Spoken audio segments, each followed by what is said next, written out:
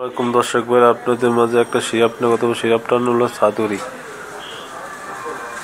সাদুরি ও পুরাতন কাশি যার সারতে চায় না, সেক্ষেত্রে সাদুরি ব্যবহার অল্প সময়ের মাধ্যমে সেরে যাবে।